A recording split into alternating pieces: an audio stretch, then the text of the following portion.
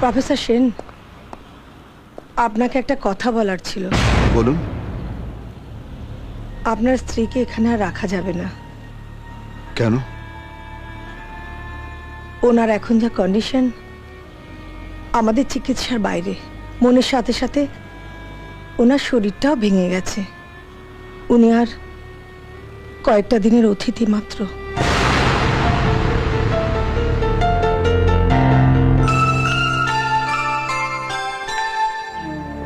সুপর্ণা, আজ সকাল থেকে শুধু তোমার কথাই ভাবছিলাম।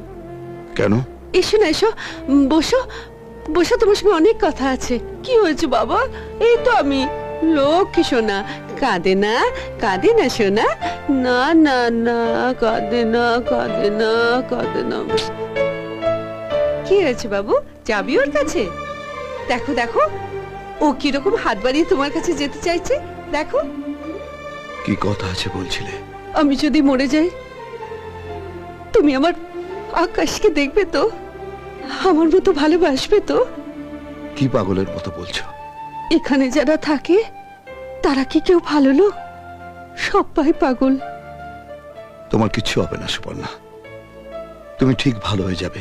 দেখো দেখো দেখো, কিরকম দুখানা দাঁত বার করে হাসছে। ওরা তোমাকে খুব ভালো লেগে গেছে। তুমি লোকটা খুব ভালো। আমি মরে গেলে আমার আকাশকে তোমার কাছে দিয়ে যাব, কেমন? তুমি ওকে চান করাবে, খাওয়াবে, শোয়াবে। লোকে জিজ্ঞেস করলে বলবে ও তোমারই ছেলে। কেউ বলবে না সুপর্ণা, সবাই জানে আকাশ তোমার আর আমার ছেলে। ও যদি থাকতো তাহলে ওকে আমি তোমার মতোই ভালোবাসতাম।